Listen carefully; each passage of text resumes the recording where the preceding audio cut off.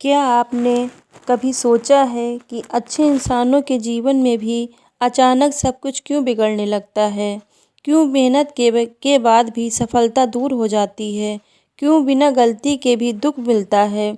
आज की यह कथा शनिदेव की साढ़े साती की है, जो दंड नहीं बल्कि जीवन बदल देने वाली परीक्षा होती है।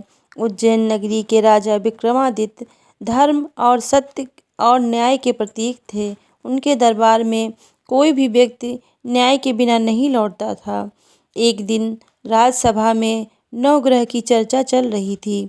राजा ने आत्मविश्वास से कहा, मेरे राज्य में कोई भी शक्ति धर्म के ऊपर नहीं है, चाहे वो ग्रह ही क्यों न हो। यह शब्द शनिदेव तक पहुँचे। शनिदेव धर्म के साथ अगर अभिमान जुड़ जाए तो वो उसका टूटना निश्चित होता है।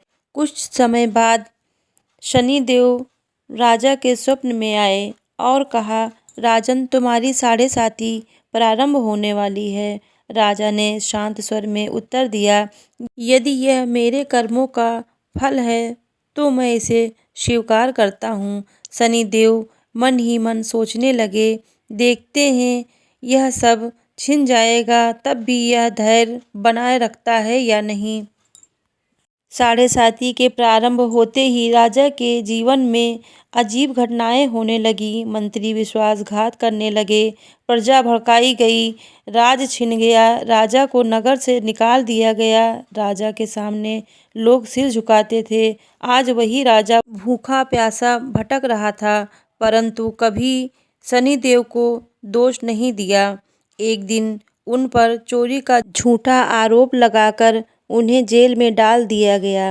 राजा बीमार कैदियों की सेवा करते, दुखियों को ढाढ़स बंधाते, ईश्वर का नाम लेते और कहते, जो मेरे साथ हो रहा है वह मेरे कर्मों का ही परिणाम है। यही था साढ़े साती का असली उद्देश्य। साढ़े साती का अंतिम चरण समाप्त होते ही शनिदेव प्रकट हुए। उन्होंने कहा, राजन, साढ़े साती दंड नहीं होती है, यह अहंकार को तोड़ने, धैर्य सिखाने और आत्मा को शुद्ध करने का समय होता है। जो इस समय में सत्य, सेवा और संयम को नहीं छोड़ता है, उसे शनिदेव जीवन में सबसे ऊंचा स्थान देते हैं। राजा विक्रमादित्य को उनका राज लौटा दिया गया, लेकिन अब वो पहले जैसे नहीं थे। अब उनमें विनम्रता थी, करुणा थी और कर्म पर अटूट विश्वास था। शनिदेव मुस्कुराए और बोले, साढ़े साती तब आती है जब इंसान रास्ता भटक जाता है, अहंकार बढ़ जाता है या पुराने कर्मों का फल देना होता है। यह समय तोड़ता नहीं है बल्कि गढ़ता है।